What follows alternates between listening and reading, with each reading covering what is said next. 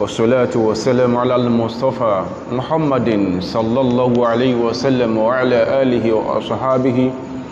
ومن سلك مسلكه وقتفى آثاره إلى يوم الدين. أما بعد أدوك فمولون وباتركيك فنبي صلى الله عليه وسلم Ànábì tí ọba tó ní wọ́n tó fi sókùn fà dáadáa fún wa, ọba yìí ni ọba tí a sọ pé ó ṣeun lórí ni'matu al-hidayah èyí tí ó ṣe fún wa. Ọba yìí ni ó fi wá mọ̀nà, ọba yìí kò chájì wa, kò fún wa ní wàhálà, kò dáwà sí wàhálà kò tó fi ọ̀nà mọ̀ wá. Ó dẹ̀ fi Ànábì wa sallallahu alaihi wasallam fi sókùn fà oríire gbére fún wa. Ànábì ni ó ṣàlàyé tó pọ̀ fún wa tó jẹ́ mọ̀ yìí pé Ọlọ́run la wáyé wá sìn, Ọlọ́run la wáyé wá gbàgbọ́. Bí èèyàn bá wá nú ayé tí ó rò bọ́yá in tí òun lépa bá nímọ̀ tíntẹni tí ó kún agoro sóró nínú ayé tó rò bọ́yá rú mọ̀ bẹ́ẹ̀ ó lè supersede tí ń bẹ lọ́dọ̀ Ọlọ́run. Irú èèyàn bẹ́ẹ̀ ni ó sa nà lẹ́sà fúnra rẹ̀. Ànábì ló láwọ̀ kún bí irú kó bẹ́ẹ̀. Àlékún yọ́nú Ọlọ́run, àlékún ọlá rẹ̀, ìmọ̀ bá Nàbí àti àwọn aráalé àtàwọn sàhábà rẹ̀ padà sí dáadáa tá tọrọ fún wọn. Ọlọ́run jẹ́ wọn bẹ́ẹ̀ ní kọ̀ọ̀kan agbé tó fìdí ọjọ́ ẹ̀san. Ní ìtẹ̀síwájú lábala àlàyé tí a ń ṣe nínú tírà tí àfáà wa Ibn al-Jawziyya alayhi rahmatullah tí wọ́n kọ ìkanná àwọn tírà wọn tá pè ní Talbisu Iblis, ìrújú àti ìṣinilọ́nà èṣù, ibi tí àwọn àfáà wa kọ́lọ̀n kó dákùnjọ kó jẹ́ kí àlékún gbàláyì kó tún ṣe fún wọn sí ibi tán bá bá dé. Ó ní fi dhikri talbisihi fil aqaid wa diyanat, ọ̀rọ̀ nípa ìrújú àti ìṣìnà tí èṣù tó ti ṣe fún àwọn ọmọnìyàn lábala àdíọ́kàn wa diyanat àti lábala tí ọmọnìyàn gbé kalẹ̀ lẹ́sìn fúnra rẹ̀ tí wọ́n ń ṣe. Wa dhikri talbisihi ala asufistọ́ìyà àti àlàyé díẹ̀ lábala an aspect of philosophy tán pè ní sophistry, wọ́n náà pè ní asufistọ́ìyà. A mọ̀ pé kí a ní àfáà tó bá débi in tí wọ́n sọ wọ̀nyí, wọ́n já sí pé àwọn ìṣẹ̀lẹ̀ nù sẹ̀mí ayé ó ní ìtọ́ka sí àsìkò tí wọ́n ṣẹlẹ̀ àti irú àwọn èèyàn tí wọ́n ń bẹ lásìkò táwọn nǹkan yẹn ṣẹlẹ̀ àti irú orípa tí àwọn ìṣẹ̀lẹ̀ yẹn tí ó ní lórí orí àwọn èèyàn tí ó ti ṣẹlẹ̀ lórí. Òun ló fi jẹ́ sí pé àwọn èèyàn kan nínú ìṣẹ̀mí ayé tá jọ wà yìí, èyí táwọn ń ṣe ya'buduna araha ghayrihim, ìròrí àwọn míì ni wọ́n ń sìn, wala ya'buduna Allah, wọ́n rí Ọlọ́run sìn pàápàá. ìtàwọn kan bá sọ, ìtàwọn kan bá fi lọ́lẹ̀ ní ìlànà òun ni wọ́n gbàgbọ́, ó ní wọ́n mú ṣe bígbà tí yẹn bá mú ìjọsìn Ọlọ́run ṣe níṣẹ́. So kan náà àwọn abala irú ìṣẹ̀lẹ̀ báyẹn ó ní ta pè ní talbisu shaitan, ìṣìnà shaitan fún tọ́ífà nínú àwọn àmì tawaifi al-falasifa, nínú àwọn àmà groups tọ́ka sọ pé sects àwọn tán pè philosophers, ó ní asophistoiya, sophistry la máa ń pè. Àwọn yẹn la máa ń pè ní sophisti. Ó lásìkò tí wọ́n ìmáàjì ní Greece, ó sì ní tí orí pa ìròrí wọn, ó ní wàhálà àti òfò tó kó àwọn ẹ̀dá ọmọ Ànábì Ádámù sí, especially in that part of the world nígbà tí wọ́n wà ń bẹ̀, àti ní àwọn orípa tí nǹkan tó ní lásìkò yìí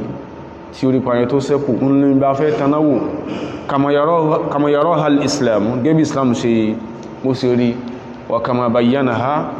àti bó ti ṣàlàyé ẹ̀ tipẹ́tipẹ́ ṣáájú àsìkò yìí, kó lè bá jẹ́ pé báwo ni mi àti ó ń ṣe sára. Torí pa ń rí lára àwa mùsùlùmí lónìí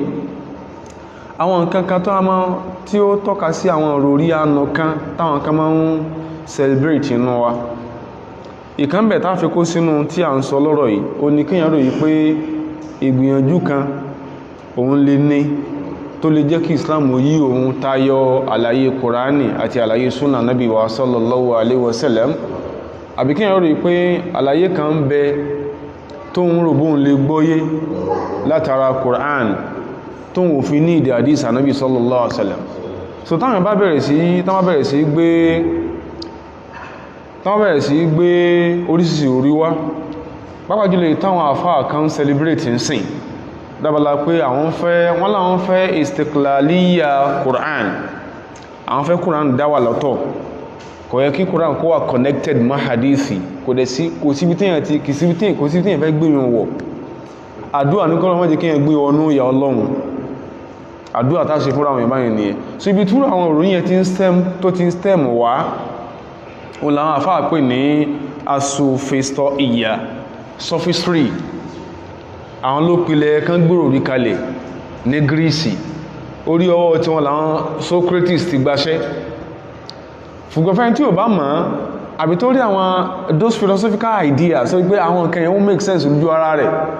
yóò bá akínáfẹ́ sọ́npa Socrates ó lórí pípẹ́ náà sóṣe lọ́n tó fi kú kínáfẹ́ sọ́npa Plato ó rí ẹ̀pẹ́ gan sóṣe lọ́n tó fi kú kínáfẹ́ sọ́npa Aristotle àwọn tó ti ẹ̀mọ̀ nìyẹn àmì ń bẹ táwọn tọ́ka sí bó ṣe wà nọ́tírà àti bá àwọn afáàsì sọ táfẹ́rí pé ọsẹ́ tán ṣe sírò rí ọmọnìyàn láyé wàhálà tán kó ọmọnìyàn sí láyé kìí ṣe wàhálà kékeré níbẹ̀rẹ̀ kálíbà tètè kó sínú ọ̀rọ̀ torí àsìkò tí ò sí àwọn afáàjò ya pé wọ́n ní gbogbo àkójọpọ̀ àìsàn tí máa ń ṣe ẹ̀mí ọmọnìyàn tá bá fẹ́ kó gbogbo ẹ̀jọpọ̀ ìyá àmọ̀rọ́dù ṣubuhati wa shahawat àìsàn confusion àwọn ìrújú wa shahawat àti àìsàn ìfẹ́ inú whims and caprices gbogbo àkójọpọ̀ àìsàn tí ń sọ ọmọnìyàn nìyẹn ṣùgbọ́n lọ́n ṣàánú wa wal Qur'an shifa'un lin-naw'ayn Ọlọ́run ṣe Qur'an ní ìwòsàn fún oríṣiríṣi àìsàn méjèèjì àìsàn kò sígbà tẹ́lẹ̀ gbọ́mọ̀ ìjáde o àìsàn ìfẹ́ inú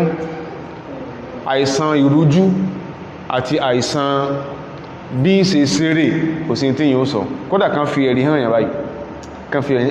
báyìí ẹni tán fi ẹ̀rí hàn tó gbà yí pé ẹnìkan wá ṣàlàyé ọ̀run kíkí fún wa jànábì náà lọ sallallahu alaihi wasallam ẹnìkan ṣàlàyé bá ṣe gbà fún wa jànábì lọ sallallahu alaihi wasallam ànábì náà ni wọ́n sọ pé sọ nǹkan mi sọ pé ó gbàyàn gbọ́ ẹni kankan tí ó lè sọ fún wa pé ńgbà tó ń jí inú ilé tán ti bí ohun nǹkan bá Kùránì gbèrí àwọn àbó nǹkan bá tán bàbá òun ka Kùránì tọ́lọ́ wá dá tí wọ́n sọ kalẹ̀ fún òsínú wa Kùránì wá bá wa an tariqi al-wahyi alladhi unzila ala Muhammadin sallallahu alaihi wasallam tara tọ́lọ́ sọ kalẹ̀ fún Ànábì sallallahu ó dé ní wáyí tọ́lọ́ sọ kalẹ̀ fún sọ Ọlọ́run yẹn ó wá di tó wà documented látara kíni min muhawalati as-sahaba látara gbìyànjú àwọn sàábé lónìí lẹ́wà ń yọwó omi oníròrí kan tó supersede tí wọn oní ọ̀nà kan tí ẹ̀mọ́ ń gbà wádìí tí yóò fi ma personality sọ di mọ́ ju bánabi tó wọ́n jọmọ lẹ́yìn ẹ̀ ju tánabi tí ó tọ́jọ́ ga wọn ju bó ṣe sàlàyé ẹ̀ fún wọn lọ sí olórí kan ní ìròrí tí ń dẹni ẹ láàmú lórí tára yóò mọ̀ ìbẹ̀ládé sophistry no sophism bá ṣe máa ń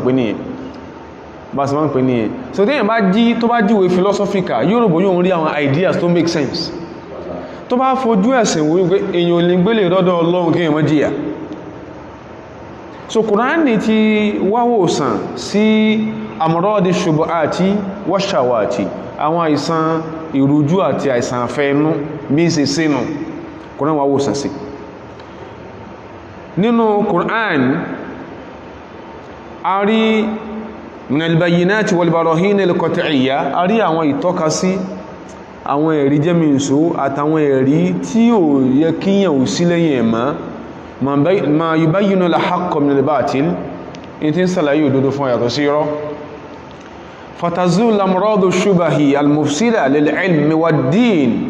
látara àlàyé tí Kùránì ṣe àlàyé tí ń fi òdodo hàn fún wa tí ó jẹ́ kó òdodo yàtọ̀ sí irọ́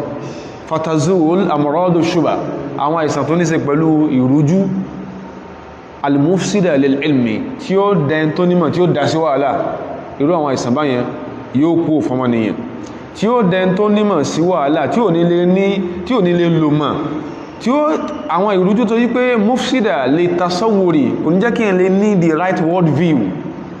èyàn ní rí ayé bó ṣe kí ẹ ṣe rí ayé wal idrak èyàn ní lè ní perception tó yẹ kí ẹ ní pa ayé ìwòye sí ìrònú sí àgbọ́yé tó yẹ kí ẹ ní pa ayé àwọn ìrújú tí ò ní jẹ́ kí ẹ ní bihaythu yara al-ashya'a ala ma hiya alayh nípa pé kò ní jẹ́ kí ẹ rí báwọn nǹkan ṣe rí gangan irú àwọn ìrújú bá ní Ọlọ́run ti fi wòsàn sínú Kùránì àti àlàyé Ànábì wa sallallahu alaihi wasallam ṣùgbọ́n àwọn táwọn sọ wọ̀nyí tí a fẹ́ sọ̀rọ̀ wọn as-Sufistiyya táwọn sọ àwọn sufist táwọn sọ wọ̀nyí kí n kọ́kọ́ dárúkọ wọn kí ó lè bá yéèyàn pé àṣebọ́lọ́n ṣe sọ̀rọ̀ wọn fún wa látorí àwọn ànábí Ọlọ́run, especially ànábí Ọlọ́run tí wọ́n bá lò àti àlàyé táwọn àfáà rí yọ nínú ọ̀rọ̀ àwọn ìtọ́kasí Qur'an àti òye àti rírí ayé. Àwọn táwọn sọ wọ̀nyí tàbá tẹ́pẹ́ afẹ́ kà wọ́n nínú ìwé àìmọ̀pálá burú ni wọ́n, torí bí wọ́n ṣe ẹmọ̀bọ́n ṣe mọ́ sábà sọ̀rọ̀ wọn nínú ìwé ẹ fall fún philosophical reflections wọn, ẹ fall fún kódà ẹ gbà pé láwùlá ohun tí ìbá ṣe tí wọn Socrates wouldn't have succeeded in anything. Ẹ fẹ́ rò bẹ́ẹ̀, ẹ fẹ́ rò pé tí ìbá ṣe tí wọn Plato wouldn't have succeeded in anything. Àwọn sophists yẹn bó ṣe wà ní ọ̀dọ̀ àwọn al-falasifa al-Yunaniyin, bó ṣe ọ̀dọ̀ Greek philosophers tán identify wọn tán mọ̀ wọn, a sọ̀rọ̀ Protagoras, a sọ̀rọ̀ pa Antiphon, a sọ̀rọ̀ pa Thrasymachus, a sọ̀rọ̀ pa Gorgia àti Hippias, àwọn tó gbajúmọ̀ dáadáa náà sophist nìyẹn. Mọ́ sí rí ní lọ́dọ̀ àwọn tó ń ka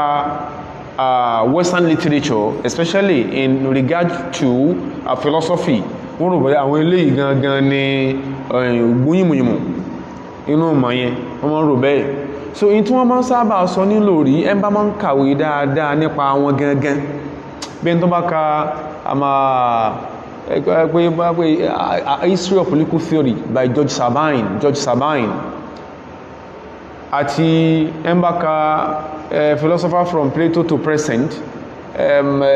David Bosher àti Peter Kelly àbí nǹkan, yes, Peter Kelly. Ẹ̀rọ tẹbá ka ìdí àsìyẹn tí yẹn bá farabalẹ̀ kan interfere man kanú tí àyí yóò yẹn bá gbọ́ dáadáa pé àwọn ilé ò ní nǹkan tán ṣe fáyé jù kí ni problem lọ. Alákọ̀ọ́kọ́ ni pé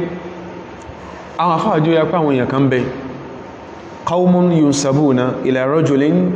àwọn èèyàn kan tán máa ń sí wọn àsọmọ lẹ́yìn ọkùnrin kan tán pè ní sophista, ó kọ́ tí ẹ̀ in the Greek language ni ẹ́ torí kọ́ wọ́n arabicize orúkọ yẹn ni sophista olókùn ìbẹ̀ ti yọ sophistry, kìí ṣe pé Sophia ẹnìkan ti wá àṣírí tá gbọ́ tó ní àwọn sophist yẹn orúkọ ọbẹ̀ látorí Sophia kankankọ́, orúkọ ẹnìkan náà sí wọn mọ́ ọ́nà sophista.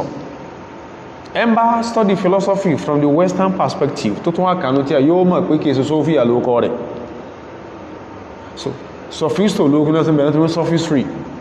àwọn tó bẹ̀rẹ̀ orí yẹn lọ́dọ̀ àwọn tó sì máa ń sábà máa ń kà ní from the angle of the Western literature, Protagoras àwọn sábà ń pè ní the first of the sophist. Ṣùgbọ́n èyí táwa ń kà yìí sophist olókọ rẹ̀, kí ni problem wọn, kí náà gbé kalẹ̀ ní orí tó di in tí ọ̀gọ̀rọ̀ ara Athens tán celebrate, bóòlù sáà affect other parts of the world tí bẹ̀rẹ̀ gẹ́gẹ́ là ń lọ. A fẹ́ fa sórí táwọn ìdánwò lónìí mùsùlùmí tí wọ́n sọ pé Ànábì sọ pé tó mọ̀ question kí l'Ànábì sọ, tí wọ́n sọ pé Ọlọ́run sọ pé tó mọ̀ sọ pé Ọlọ́run wà ìtọ́lọ́run sí lè sọ tó sọ, àfá ń ṣe bẹ́ẹ̀, ẹni tí ò sá àfá mùsùlùmí ṣe bẹ́ẹ̀,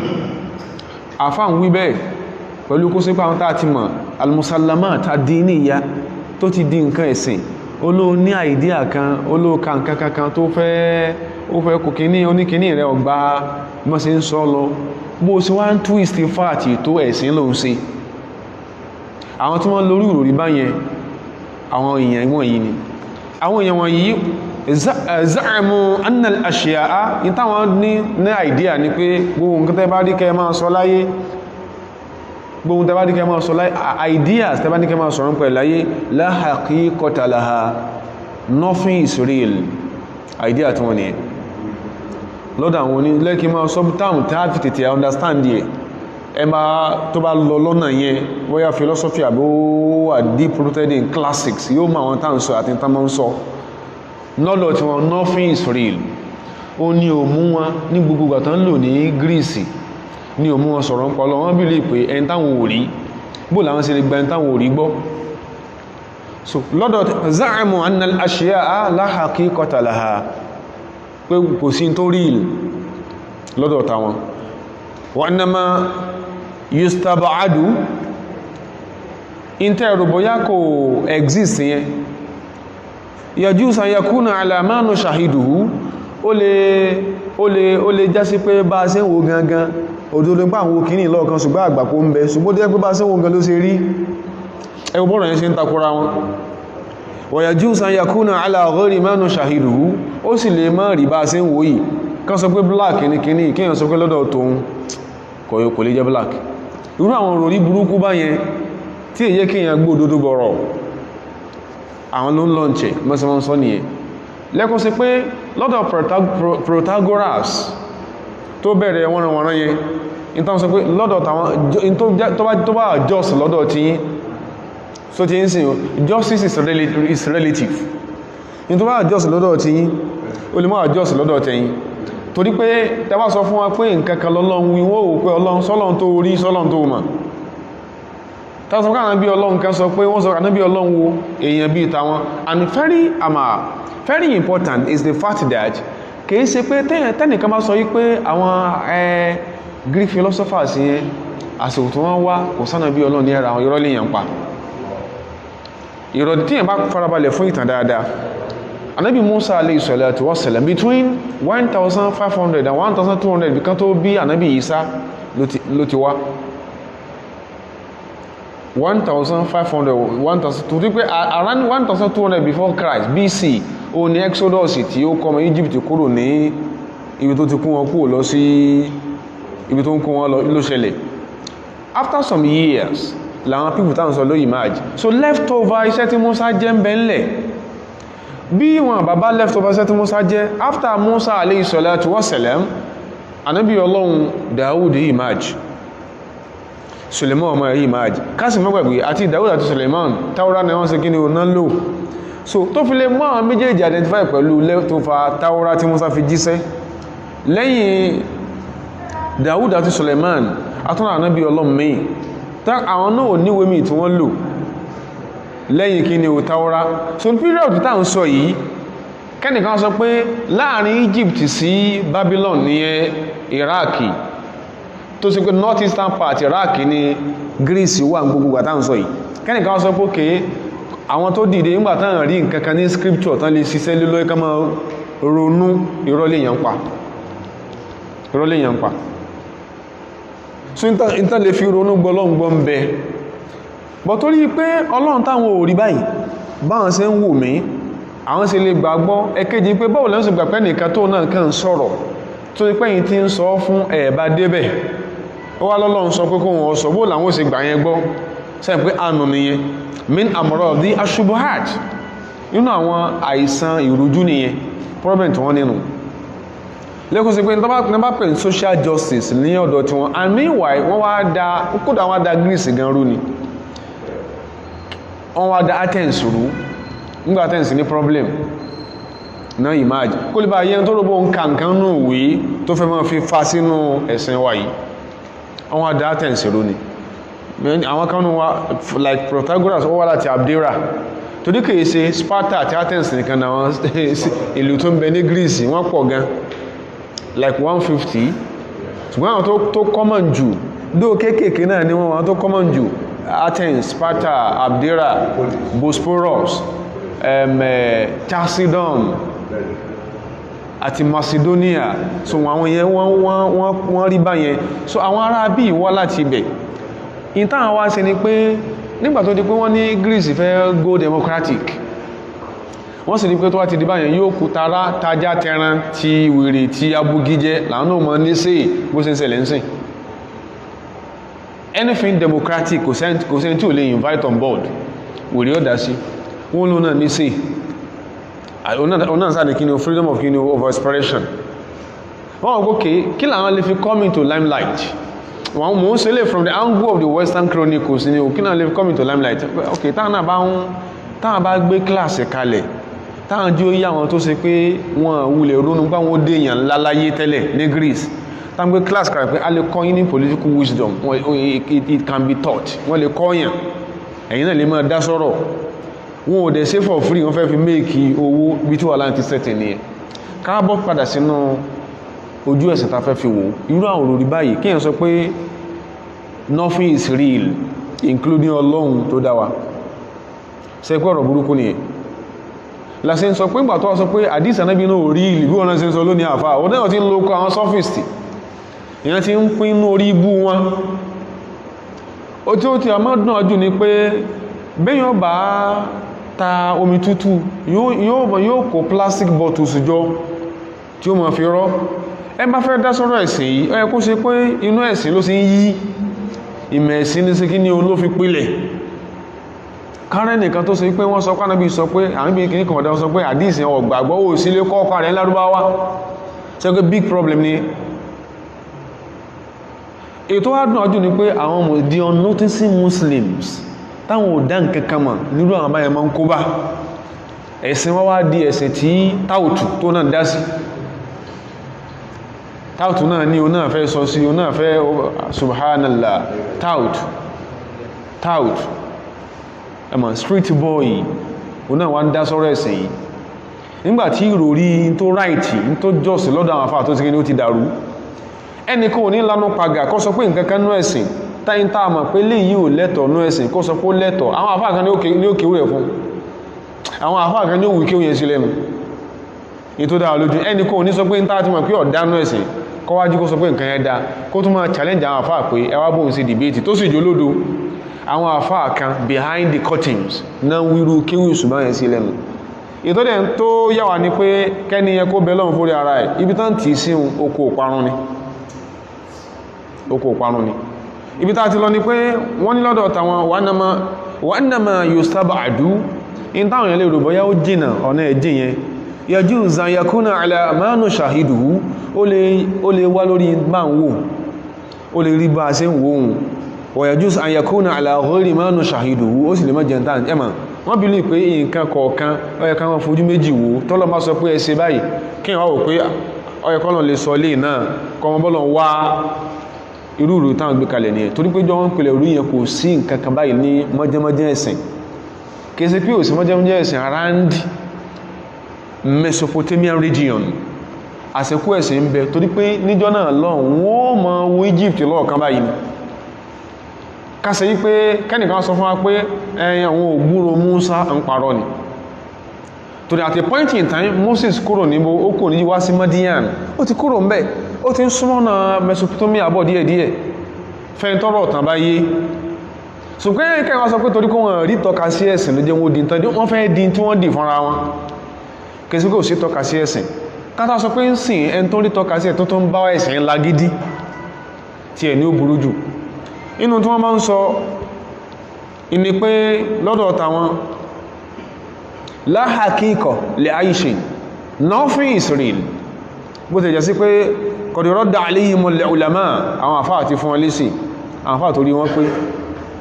àwọn àfáà tó fún wọn lésì ní tán rò bá wọn máa nì náà láwọn àfáà ẹkọ́ study torí pé inú ta dúpẹ́ fọ́lọ́run fún ni pé ẹnu ẹnìkankan ọgbà láyé lónìí and this is an open challenge ipé kìí sáwọn àfáà mùsùlùmí lọ́kọ́ àwọn ará Europe philosophy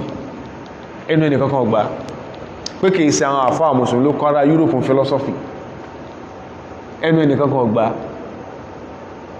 ìtàfún pé in tí ọ̀dá ń bẹ̀ táwọn àfáà bá sọ òdodo náà sí kí ni wọ́n sọ nígbàtí ó di pé Europe náà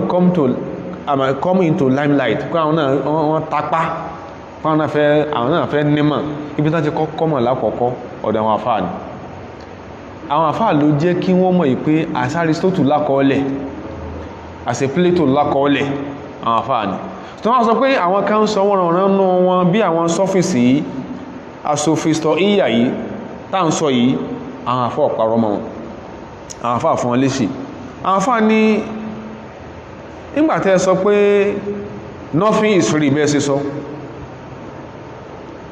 ìntẹ́ sọ pé kò yìí nǹkan gbólóhùn that statement pé nothing is real yẹn àwọn afá àbẹ̀rẹ̀ lọ́wọ́ pé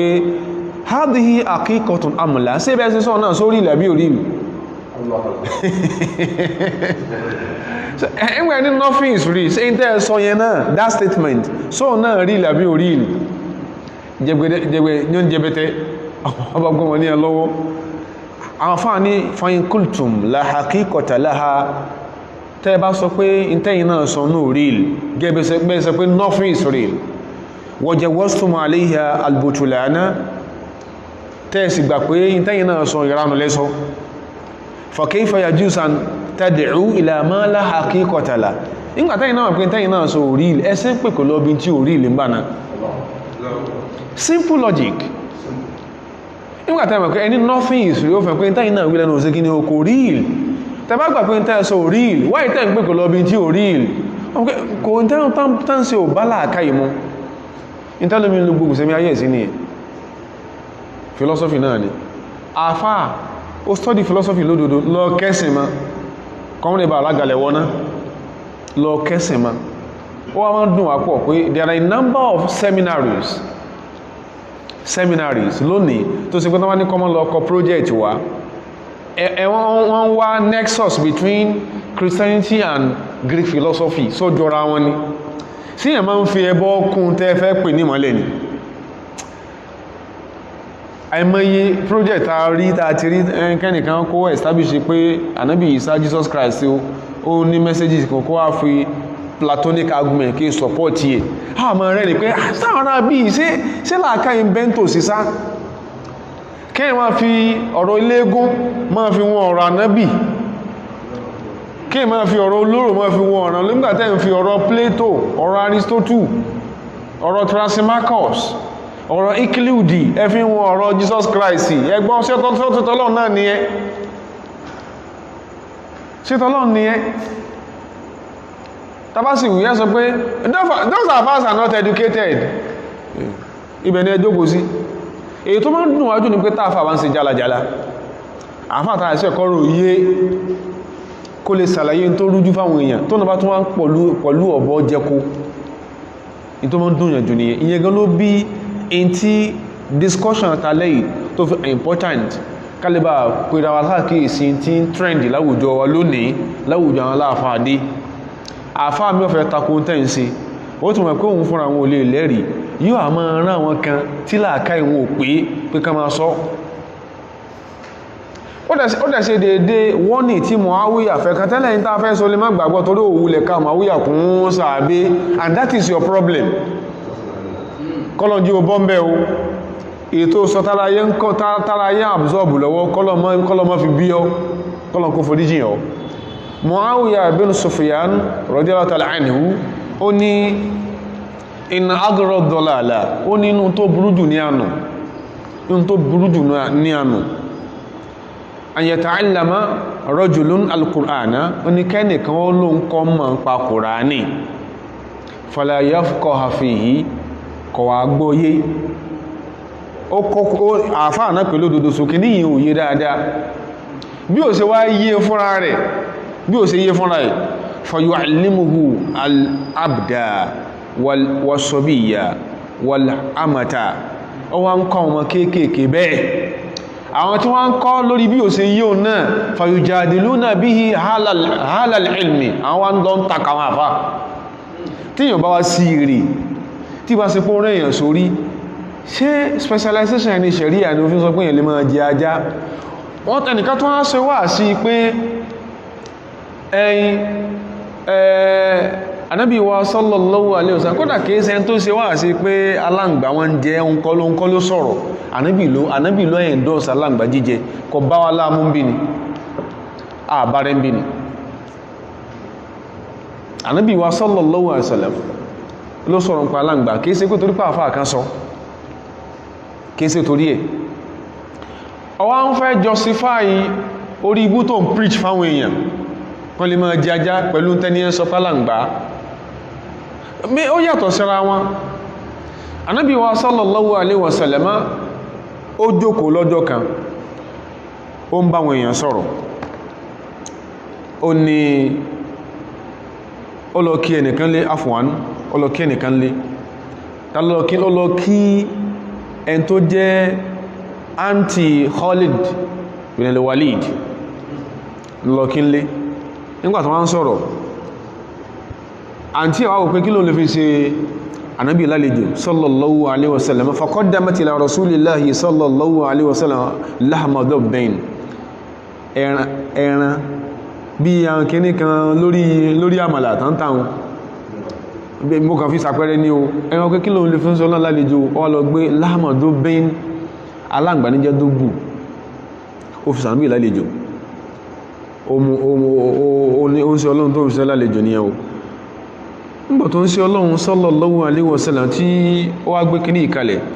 wa kana rasulullahi sallallahu alaihi wasallam anábì wo ó sì jẹ́ tó ṣe pé la ya'kulu shay'an anábì ò ní fi nǹkan kanu báyìí hatta ya'lama ma huwa títí mọ̀ pé kí lè lè ìtẹ́ gbé fún mi anábì kan kí oúnjẹ ẹlòmíì tó panu tó bá ti wọlé kò kí béèrè pé mo ti yóò kà máa àwọn èèyàn wọn aláìdá wọn àti oúnjẹ lọ́ntò ní ọlọ́mọdé ọjẹ́wọ́ ó ń ṣe ọlọ́run sallallahu alaihi wasallam kana ya'kulu shay'an kana la ya'kulu shay'an kò ní tí nǹkan bẹnu ẹ̀ hatta ya'lama ma hu títí ẹmọ̀ pé irú kelele nígbà tó ń ṣe ọlọ́run tán gbé kalẹ̀ àwọn obìnrin tí wọ́n gbóúnjẹ kalẹ̀ fún ṣe ọlọ́run fatafaqa an-niswa àwọn obìnrin wá ti wá sọ yí pé àwọn alla yukhbirnahu àwọn ò ní sọ fún ṣe ọlọ́run tí kìíní yẹn ń ṣe hatta yarayna kayfa yatadawwaquhu àwọn afẹ́ wo bá náà bí ó ṣe tiẹ̀ ṣe jẹ́ bí ó ṣe relish bí ó ṣe find it palatable àwọn afẹ́ jọ máa jẹ́ náà kọ́ wá béèrè pé kíní kílẹ̀ fi ṣe kíní ó fẹ́ràn pé tó fi kíní ẹ̀ sàlejò fún sí ọlọ́run sáwọn èyí jẹ́ wọ́n ń jẹ́ kíní dààmú ẹlòmíì lórí náà ẹni tó fi kíní ìsàlejò fún sí ọlọ́run kanat mina sahabiyat sàbẹ́ lóbìnrin ni kése pé kò fẹ́ pànábì kése pé ọ̀gbànábì gbọ́ sàbẹ́ lóbìnrin ni so ń gbọ́n sí ọlọ́run wá gbé kalẹ̀ àwọn fẹ́ kó máa jẹ́ná àwọn fẹ́ jó máa jẹ́ná ẹ̀wọ̀ yá àrífúhu ìndàkọ̀ àwọn fẹ́ jó máa rú ẹran ń gbò bá tó fi lẹ́nu ní ìjà wọn sọ fánà bíi pé aláǹgbá ni o fàlámà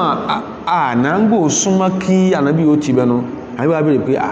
kí a ní tí ẹ̀ tí ẹ̀ gbé wáyìí wọ́n sọ pé aláǹgbá ni lẹ́kí máa pẹ̀lú ọkọ̀ tí mo sì kí ni tí mo ń pè wọn ó yàtọ̀ sí pé tí ń fi òkú lálàǹgbá kí ó yàtọ̀ sára wọn tó ń tí ń dùn lórí irú ti ẹni yẹn àwọn lálàǹgbá ni o wọ̀tàrọ́kàhù àwọn yóò gbé lẹ̀ wọ̀ àáfàwú ó ń ṣe ọlọ́run ó kọ oúnjẹ yẹn tí kò jẹ́ kíní ọ̀hún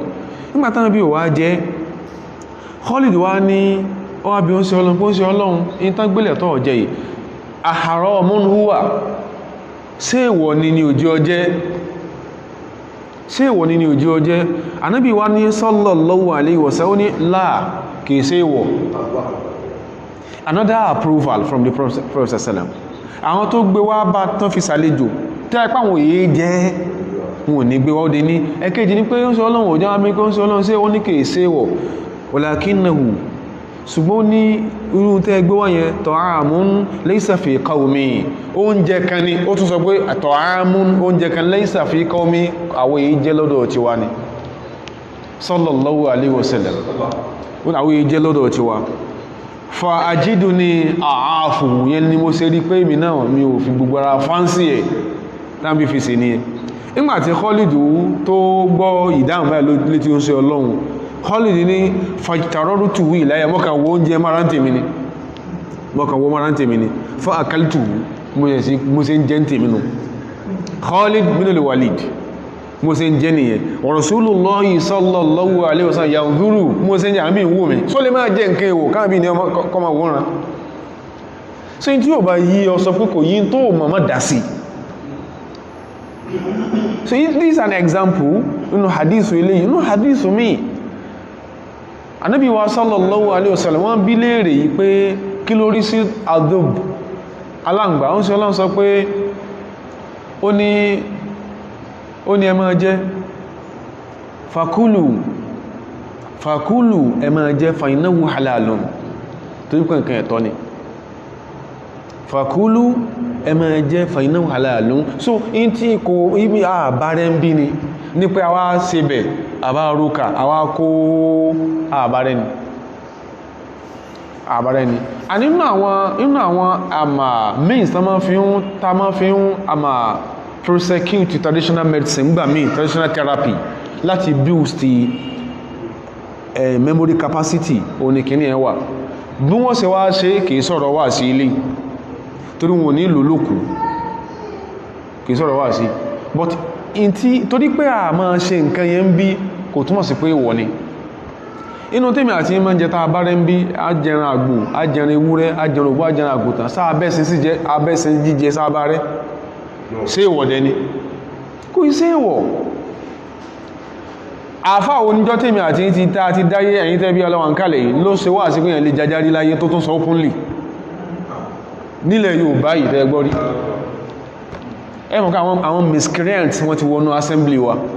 ló ṣe ń dùn wá pé àwọn and those miscreants wọ́n rí àwọn satanic scholars kan tán fọ́n backup tó fi ń dùn yẹn nìyẹn ṣe déédé rúrò rí burúkú táwọn sọ̀rọ̀ nípa àwọn sophists làwọn yẹn náà gbé wá ìntánẹ́bì bá sọ sallallahu alaihi wasallam ó ti wà just parí látọ̀dọ̀ Ọlọ́run bá lè kí ọlá kí wọ́n sí pé lọ́dọ̀ tí justice in that regard is relative nǹkan ìròrí burúkú ni o ìròkíròrí ni o ìntánà yẹn máa ń sọ nìyẹn wa qad dhakara madhhab haula nínú àwọn àfáà tí wọ́n jẹ́ àmà pé òpùrọ́ làwọn ará bí àwọn sọ́fíìsì tó jẹ́ àmà pé aládánwò ni wọ́n ó ní àfáà Abu Muhammad Al-Hassan bin Musa An-Nawbakhtiyu àfáà yẹn he was a Persian theologian àfáà ará Persia ni from Iran nígbà yẹn and he was one of the scholars of the 10th century tàbí sọ pé 10th century tàbí sọ yìí scholars of the 6th century of the Islamic calendar no of the 4th century of the Islamic calendar so pé bí 600 years difference ni o la fà tàbí sọ yìí so ayára yẹn súnmọ́ ká mọ̀ nípa fact àwọn èèyàn burúkú tàbí sọ̀rọ̀ wọn yìí afáwa wọ́n sọ̀rọ̀ wọn pé èèyàn bú làwọn sophists ṣẹ́gbó ó ti yàtọ̀ tí bá ṣe kànú òwe yóò àwọn ọdún colleague ọmọ yìí pé what is he saying doesn't he read about the sophists anymore à ń kà ń pa wọn ànílábàlẹ̀ ẹ̀sìn òsì náà ṣe yí tàn sọnù tí mr john kànú òwe náà láti sọ ibi tí ìwé tààdẹ̀ tí ń kà náà láti dákọ̀ history of political theory by George Sabine philosophers from Plato to Marx David Boucher àti Paul Kelly so bí tàbí wọ́n kà méjọ́lẹ̀ náà ni lábàlántà jọ ń kàun ẹgẹ́ tí sí o a sọ pé ń ta kàrí wọ́n lábàlẹ̀ ẹ̀sìn òsì ni wọ́n ṣe òsì gbá wọ́n dorí àwọn èèyàn rú ni lábàláká fojú ẹ̀sìn wò àfáwà ikọ̀ tí a kọ́ pè ní al-Arahu wa Diyanat nínú tí àtọkù tó fi sọ̀rọ̀ àwọn sophist láti ní ẹni tó lọ sí philosophy in school dé padà láti school gbalé kí ó lọ ní kí ní òfin ní fọ́ọ̀kan lọ́pọlọ gbalé kí ó lọ gbogbo táwọn sọ wọ́n pé yí tí ẹmà bóòlò sí àwọn sọ pé seeing is believing bóòlò sí gbá tó rí gbọ́ kíyàn má bàbá ìlọ bọ́lọ́run o ẹni kan tó lè rí ọlọ́run ò sí bí yẹn bá fẹ́ bí panú látẹ̀ ò ní ìlọ tí èdè December nígbà tí bá pa òun bóyá ó rí ọlọ́run ìrì dandan lọ́mọ rí ò lè rí ọlọ́run ṣùgbọ́n ó rí àṣàrú súnà àtìhì ó rí àwọn orí pákí ní o iṣẹ́ ọlọ́run everywhere àwọn afáà ní wọ́n jẹ́ ó yá pé àwọn wọ̀nyí tá ń sọ̀rọ̀ wọn yìí wọ́n ní ra'aytu kathiran minal mutakallimin òun rọ̀pọ̀lọpọ̀ náà àwọn tán pé tó jẹ́ philosophers ń gbà yẹn ẹ̀sọ́ tán emerge ní Persian area ní Iraq area yẹn lásìkò tá ń sọ yìí sẹ́yìn pé ibẹ̀ ló ń ti dàgbà Persia ló gbé òun rà àwọn kan tán emerge náà àwọn philosophers tó sì pé qad ghalitu fi amri haula ghalatan mubina àwọn tó ń sọ ìsọkúsọ ń pa àwọn sophists tá ń sọ̀rọ̀ wọn yìí tó jẹ́ philosophers mutakallimin muslimin tààrí sọ pé muslim philosophers ń gbà yẹn àwọn tó ń ṣe mistake lórí ọ̀rọ̀ àwọn tàà ń sọ yìí kí ló fà ní pé lè annahum nadharuhum wa jadaluhum ẹni bá tó mọ̀ pé ìsọkúsọ ní máa ń sọ kò ní kásọ káfẹ́ bá dialogue ẹni tó sọ fún yín pé Kùránì o ní tí Kùránì bá ti sọ nìkan lòun fẹ́ gbàgbọ́ ẹni ò sì rí ó lè má lè ka lẹ́tà kan nù Kùránì ẹ kà máa ń wíṣà àsìkò yín pé fẹ́ bá rẹ̀ sí dialogue tàbí ẹjọ́ kó gbọ́n tẹ́ fẹ́ máa sọ dialogue yẹn yé ẹni kọ́kọ́ lọ lé kéwú náà so àwọn àfáà náà wọ́n wáyé fáwọn ẹran yẹn gbà yẹn ló sì ní àwọn àfáà yẹn náà ṣe mistake lórí ọ̀rọ̀ wọn li annahum nadharuhum wọ́n ráyè dialogue pẹ̀lú wọn wa jadaluhum wọ́n ráyè yìnyàn pẹ̀lú wọn wa ramaw bil hijaji wal munadhara aradda alayhim látara bọ́n sí wọ́n ráyè pẹ̀lú wọn yẹn pé wọ́n jọ mẹ́rin wá al-hijaj wọ́n jọ mẹ́rin wọ́n jọ ń fẹ̀rí takura wọn ọ̀rọ̀ táwọn àfáà sì ti fọ̀lẹ́ olówó tó ń dànù torí pé bá ṣe ń ráyè pẹ̀lú àwọn dẹ̀dẹ̀rẹ̀ yẹn wahum lam yuthbitu haqiqatan wọn lódòdó kankan fi rẹ̀ fẹ́rẹ̀lẹ̀ fún wọn wala aqarru bi mushahadatin wọn sì fi nǹkan kan lè fojú rí báyìí tí wọ́n yẹ gbàgbọ́ wọn ò rí fẹ́rẹ̀lẹ̀ fún wọn ariwo náà kàjọ ń pa lera wọn lórí fàkífà tukallim wọ́n ní àfáàní fa kayfa tukallim man yaqul báwo lẹ ṣe fẹ́ convince ẹ̀ tó ń sọ yí pé la adìrí ayukallimu ní àmìlà ẹn tẹ́ ń bá sọ̀rọ̀ tí wọ́n ń sọ fún yí pé àmì ìmọ̀ pé mi lẹ ń bá sọ̀rọ̀ náà kayfa tukallimuhu bó lẹ ṣe fẹ́ convince ní ẹ̀bá yẹn ẹn tí ó gbà pé tẹ́ ń sọ real ẹsẹ̀ tó kọ́ fẹ́ mọ́ lásìkò mọ́ fi bá rú ẹ̀bá yẹn dialogue kò ní gbọ́ yé pàápàá àwọn àfáà ní wa kayfa tunadiru bó lẹ́sí fẹ́ dialogue pẹ̀lú tó ti pé man yaz'umu ẹni tó rò lẹ́mì ara ẹ̀ annahu la yadri am mawjudun huwa am ma'dumun ẹni tí ó rò lẹ́mì ara ẹ̀ pé ohun gan bó ń ṣe wà wọn bó ń wà láìfà bó ń ti kú kí lẹ fẹ́ sọ pẹ̀lú èèyàn báyẹn ìròrí tá ń kọ́ kínú àwọn ìwé tá máa ń kà yẹn nìyẹn o àwọn tá máa ń di ìkínú tí yẹn á di papapa bí yẹn tó fi starch sásọ how do you convince ẹni tó ṣe pé kò gbà pé òun exist kò gbà bóyá òkú lóun bóyá láàyè lóun bó lẹ́sẹ̀ convince irú èèyàn báyẹn wa kayfa tukhatibu man yadda'i bó lẹ́sẹ̀ fẹ́ convince ẹni tó ń pàpè mọ́ra anna al-mukhatabata ipe ọ̀rọ̀ tẹ́ ń bó ń sọ gan bi manzilati sukuti kò yàtọ̀ sí kẹ́ mọ́ bó ń sọ kankan fil ibanati lábala àlàyé tẹ́lẹ̀ ń sí kẹ́ mọ́ sọ kankan gan torí pé tẹ́ ń sọ kò sí kí ni o kò real sẹ́yìn tó ti nírú ẹ̀mí báyìí bó lẹ́sẹ̀ convince irú ẹ̀ wà ní sọ̀híyà ẹni tó gbà yí pé in tó jódodo bí manzila tilẹ̀ fàṣì ní kọ̀yàtọ̀ sí tó jẹ́rọ pé lọ́dọ̀ tó àtòdodo àti irọ́ ẹ̀rẹ́ pé lọ́dọ̀ àwọn sọ́fíìsì bá sí kanú òwe in tó wọ́n sọ pé truth ní kíní wọ́n bèèrè pé say so this is the truth about something wọ́n bèèrè pé say so ta ló sọ bẹ́ẹ̀ ẹ má ti ń bèèrè pé ọlọ́run sọ pé tó pé say so kọ̀ lọ́lọ́run gbàgbọ́ nù in táwọn èèyàn celebrate ní ẹ̀ tán pè ní ìmọ̀ lẹ́kàn àfà wọ́n wa pé ẹni tó fẹ́ máa kà ó dé ní kódà kó jẹ́ pé tí à lọ fẹ́ máa kà mọ́ ń pa àwọn tó kọ tí à ń kó tó máa kà ìkan nínú àwọn àfà nígbà tí wọ́n dààmú àwọn náà wọ́n rìnrìn àjò àwọn falasifa rí dáadáa wọ́n rìnrìn àjò àwọn philosophers rí dáadáa àfà Fakhruddin Ar-Razi alayhi rahmatullah nígbà tí Ọlọ́run wá fẹ́ ṣàánú wọn gbogbo kìíní yẹn mọ̀ bí kíyàn máa ka ideas Friedrich Nietzsche ẹ̀rọ bẹ́ẹ̀ nǹkan gidi ẹni tó pọ̀lọ́ scammer ẹ̀gẹ́ ti súnmọ́ ẹ̀rọ bẹ́ẹ̀ nǹkan gidi ẹni mẹ̀yìn tẹ́yàn sí gbogbo ìsẹ̀mí ayé tẹ́yàn fi ń kàwé ká náà nù tí ó bá kankan míì èyàn máa gbẹ́rù bá ń lọ bọ́lọ̀ kíyàn káàbọ̀ so Fakhruddin Ar-Razi lásán sọ fáwọn èèyàn wa especially gbogbo tó bá fi lábá kọ́lẹ̀ náà kọ́ lóró bóyá orí nǹkan ká àwọn èèyàn ń bẹ wọ́n kọ́ ìdè ẹ̀sìn wa yìí wọ́n kọ́ tí wọ́n sì kọ́ dójú àmì wọ́n sì kọ́ nǹkan nípa àfẹ́ ẹ̀sìn yìí kan tí writing sí ọ̀tẹ́ wọn lọ́rùn wọ́n sì bá ló kọjẹ́ gbáà sínú tíra yẹn wọ́n sì tẹ́ wọ́n sì kó fàáfà àfáà tí wọ́n máa yìí pé ó ní tó ń sọ nú tí à lọ́wọ́ sọ mẹ́ntọ́ kọ́ tí à yẹn ó ní tó ń bẹnu tí wọ́n mẹ́ntọ́ kọ́ àfáàwà Fakhruddin Ar-Razi nígbàtí Ọlọ́run padà ṣàánú wọ́n ti ń bọ̀rọ̀ yẹn bọ̀ àfáàwà Ibn al-Qayyim ló sọ̀rọ̀ yẹn bọ̀ wọ́n ní nígbàtí àwọn àfáà kan náà jẹ́ kó lọ lórí ọ̀rọ̀ philosophy wọ́n fẹ́ padà sínú ilé wọ́n ní nihayatu iqdamil uqul iqalun wọ́n ní ẹ̀rí end result nihaya end result ti sọmárì ká sọ ọpọlọ la fi ń jọ́ọ̀jì ọ̀rọ̀ Ọlọ́run wọ́n bẹ nìkan ní ìbéèrè ń pa pípadàbà Nábì wa Ìsá alayhi salatu wa salam nígbàtí ó wà lánsà lọ́wọ́ tó fọpọlọ dáhùn ọ̀rọ̀ tó fọpọlọ dáhùn ọkọ̀kọ́ sẹlọ́n lákọ̀ọ́kọ́ náà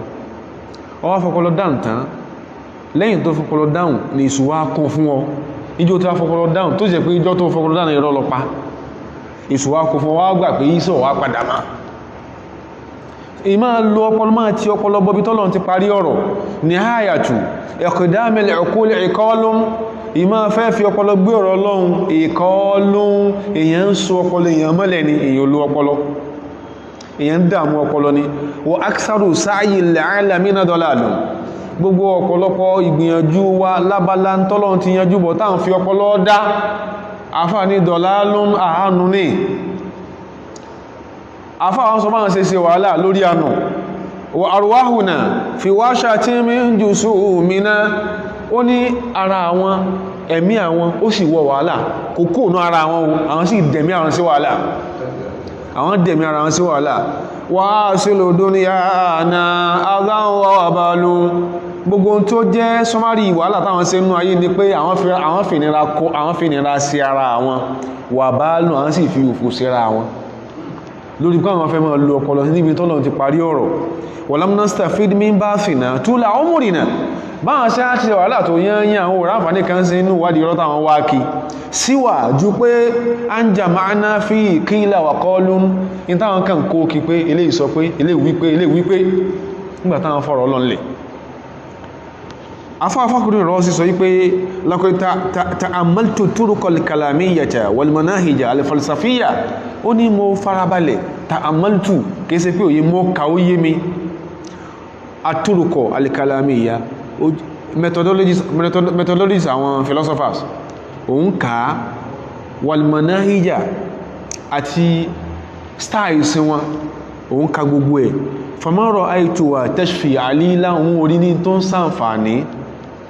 ma ra'aytuha tashfi alila òun orí kó lè mú òsàn bẹ́ẹ̀ tí àìsàn kó dọ́lọ̀mọ̀ ń ṣe kò lè fẹ́ tó fẹ́ dọ́lọ̀mọ̀ kò lè fi mọ̀nà wala turwu ghalila ẹn tí ó ń gbẹ kí ó dọ́lọ̀mọ̀ tó ń gbẹ kò lè kọ́ ìṣe tẹ́stẹ̀ àwọn ilé wọ́n tán sínú philosophy gan ni o wọ̀rọ̀ àìtú akọrọba túrùkì wọ́n rí pé ọ̀nà kan gbà tó ọ̀nà kan pàtó tó lè lídi làákàí lọ síbi ọ̀dọ̀ Ọlọ́run o ní kí ni o torí kọtàlì Qur'an ọ̀nà tí Qur'an tí ó tó làkalẹ̀ ni yóò fi dọ́lọ́mọ̀ afáni tó ń bá sọ yìí tí kò bá yéèyàn ó ní iqra fil isbat ó ní ẹ̀yìn náà ẹ̀ka nígbà Ọlọ́run sàfihàn ẹkún ọlọ́mbẹ̀ Ọlọ́run ní Ar-Rahman ala al-arshi istawa òun ọba tí kẹ́ gbogbo ara ayé pọ̀ o ń gún àsórí àga àlára sí òun ó ní sí ẹlẹ́ kíyàn sáà sọ pé èyàn fẹ́ máa sọ pé sórí bẹ́ àbí òrí bẹ́ àkọ́kọ́ in tó rí inú ayé àwọn tọ́lọ̀ ń ṣe ó jẹ́ kọ́ ọgbà pé tọ́lọ̀ má ló ń lága ọlága ọ̀sán wo sánmà ilé wo ni wọ́n kọ́ rí láyé tí ò ní lópo ọyọ́kọ́ mọ̀kọ́ tó bá yẹ́ bá sọ pé ó ní àga ó ṣe kí ni ó ní tá ló ń gún àsíbẹ̀ ó gún àsíbẹ̀ ó ní kan nìyẹnu tó jẹ́ kí ẹnu àwọn àyà tó jẹ́ káwọn sẹ́rí padà sọ́dọ̀ Ọlọ́run o ẹ̀kejì kó ní Ọlọ́run tó pé wá ilé yas'adul kalimu tayyibu ó ní Ọlọ́run ní ọ̀dọ̀ Ọlọ́run ní ọ̀rọ̀ rí máa ń gòkè wá bá sọ́lọ́n lè wà ń sálẹ̀ kọ́rọ̀ máa gòkè lọ bá wà ilé yas'adul kalimu at-tayyibu ọ̀dọ̀ Ọlọ́run ní ọ̀rọ̀ rí máa ń gòkè wá bá wal amalu salihu yarfa'uhu òun sì máa ń gbé iṣẹ́ rere wá sókè ó fẹ́ kọ́ lóhùn sí ń bí zatan Ọlọ́run sí ń bí ní gbígbàngbàn àríbì kan ló ṣe kí yíò ló wà ó láwọn àyà tó dáhàn padà nìyẹn ó ní àyà mi tó ń bẹ̀rẹ̀ tọ́lọ́run sọ pé laysa kamithlihi shay'un kò sí nǹkan tó yẹn lè fi wí Ọlọ́run pàápàá wa huwa as-sami'ul basiru ọba tí gbọ́rọ̀ tó rìnà lọ́lọ́run Ọlọ́run tó sọ́mbò mí pé wala yuhituna bihi ilma kò sí bí ẹ bá ti rí ẹnímọ̀ tó láyé ìmọ̀ yóò kò lè ká bóhun Ọlọ́run ṣe rí ó ní gbogbo nǹkan ní àwọn tó dáhùn padà ó wá sọ ní parí tó jẹ́ interfẹ́fisí wà sí àwọn tí ń gbọ́ wa pàájú ẹni tí ma ń dá sọ̀rọ̀ ṣẹ́ àti fi ọpọlọ tí ò pé tí fi ń dá sí afáwa Fakhruddin Ar-Razi ó ní manijarroba ó lẹ́lẹ́ fẹ́ pọ̀rọ̀ tó ń sọ nírọ́ ó ní ṣùgbọ́n manijarroba mithla tajribati ẹ ń bá experience tí wọ́n experience arafa mithla ma'rifati in tó yé mi ó yé ẹ ń bá ẹpẹ́ tó experience ló experience tó dàmú ọpọlọ èyí ó fẹ́ lè yáwòrè ibi mọ́ gbọ́pọlọ ráná lórí tí kò yé èèyàn ni man jarraba misla tajribati ẹ ń bá lọ nírú ìrírí tó ní yìí bóhùn ṣe kọ́ sánkó lọ tó ń rìn gan kóhùn tó wá padà ó ní arafa misla ma'rifati in tó yé mi ó yé kò ní jiyàn mọ́ nínú ọ̀rọ̀ ìkan nínú àwọn àfáà tó jẹ́ pé àdánwò ni philosophy especially lábàlá àwọn tí wọ́n máa ń sábà fi làákàyè dá sí ọ̀rọ̀ Ọlọ́run tí ó kàn wọ́n lẹ́kí ń gbé wá síbi pé báwo láàṣẹ gbànábì gbọ́ tágbàpọ̀ Kùránì Ọlọ́run sọ kalẹ̀ fún sí Ọlọ́run pé kìí sànábì ló ṣe kí ní o ló sọ ọ̀rọ̀ nù Kùránì táà máa find fault pẹ̀lú àdís àwọn sọ̀hábà kọ̀ọ̀kan tó ipá náà dẹ̀mọ̀ yìí pé àwọn sọ̀hábà wọ̀nyí táà ń find fault pẹ̀lú wọn yìí wọ́n pọ̀ ládìsì ka Abi Hurairah ẹ dákun ẹ jẹ́ ká farabalẹ̀ ẹ má jẹ́ àdá nǹkan wọ́n èèyàn lọ́wọ́ àwọn kan ló kọ tírà tá ń ká yìí ká ní pé ń jọ wọ́n kọ orí ibú náà kọ́lẹ̀ ọ̀rọ̀ wọn ni tọ́sàdúrà lónìí ìpè ni wọ́n mọ̀ gbà ìpè ó sì mọ̀ jà wọ́n ìpè ó mọ̀ jà wọ́n kátà sọ pé ẹni tó ti ẹ̀ ń dá sọ́rọ̀ ẹ̀sìn tí ò ní mà Ọlọ́run wọ̀nà wa nípa ká máa nù báwọn kan ṣe nù láyé ọba lọ́lá sọ fún wa pé Ọlọ́run ní kánàbí ó sọ fún ahlul kitabi Ọlọ́run ló ń ṣe Ọlọ́run kul ya ahlul kitabi ẹni ta fún tí àṣáájú la taghlu fi dinikum ẹ má kọjá lànú ẹ̀sìn yín ghayrul haqqi ẹ má kọjá là òdodo wala tattabi'u ahwa'a qawmin ẹ sì má tẹ̀lé ìfẹ́ inú àwọn èèyàn kan tó ṣe pé qad dallu min qablu àwọn fúnra wọn ti sákò ànà lọ tipẹ́tipẹ́ wa adallu kathiran wọ́n sì ti sọ ọ̀pọ̀lọpọ̀ àwọn èèyàn náà nù wa dallu an sawa'i sabil wọ́n sọnù kó lójú ọ̀nà tó tọ́ ẹ má tẹ̀lé lórí wọn bẹ́ẹ̀ bá fẹ́ iṣẹ́ tó ń kálukú wá fi ń jẹun láyé sí bá fàṣíkò lẹ́kọ́ ni ẹ má yẹ ìwé tààrà ń torí ẹ̀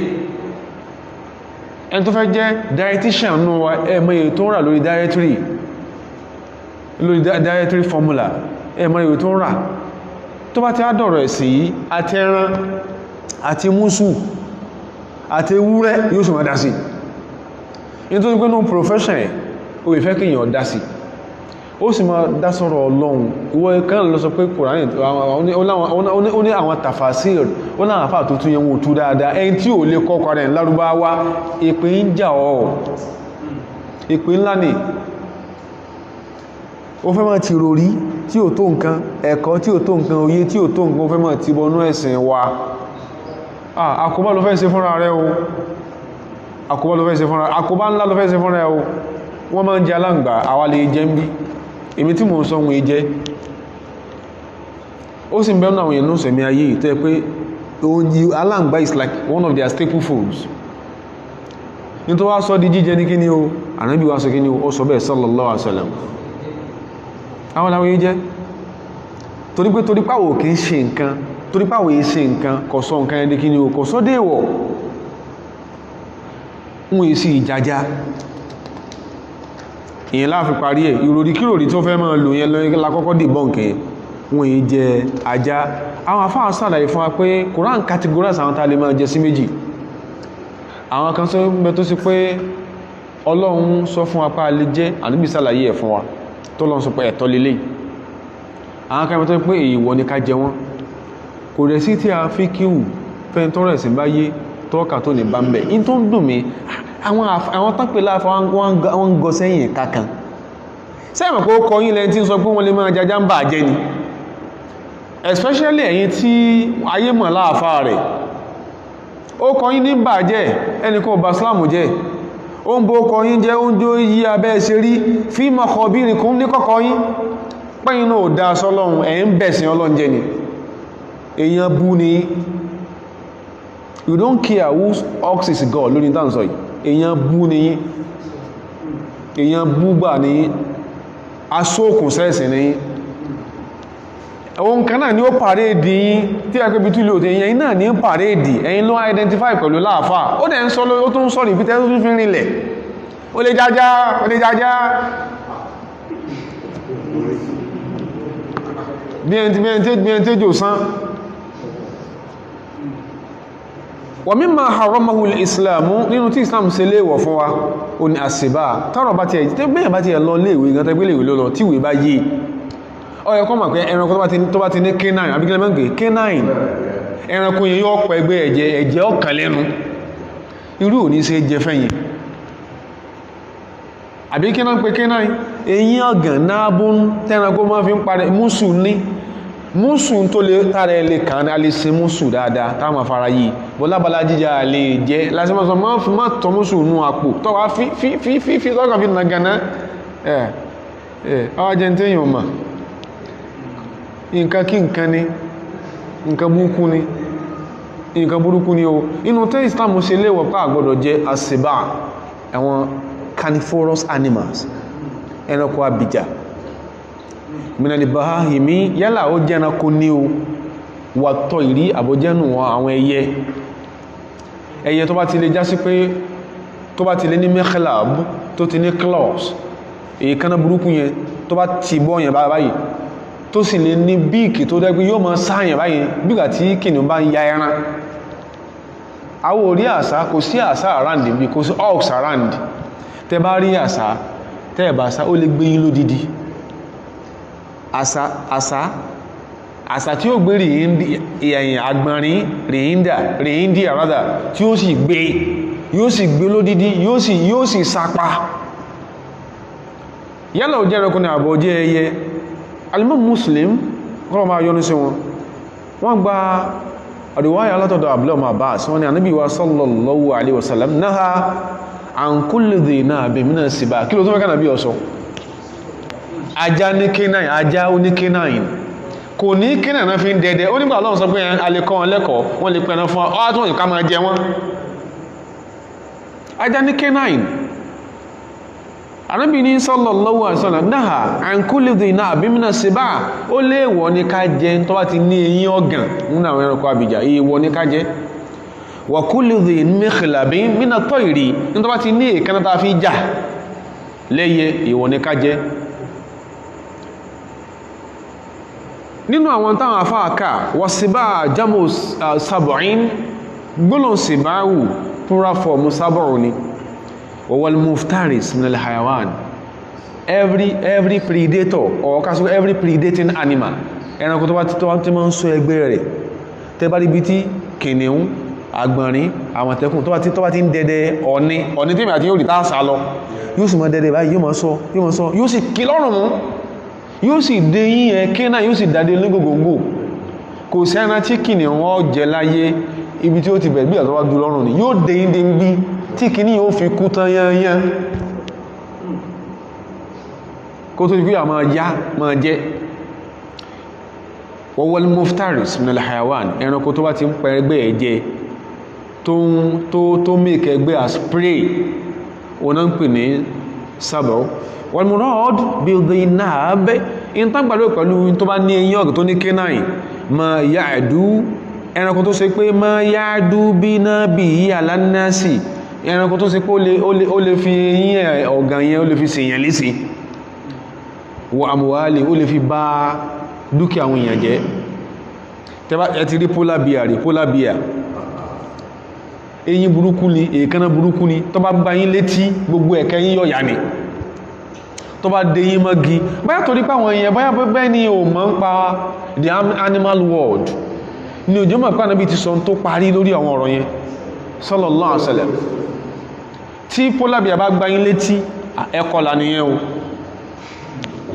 Bí ó bí èyàn bá fún yẹn 14 tó bá ti wà yín báyìí, èyí lálẹ́kọ̀ọ́ èékánná burúkú yẹn ó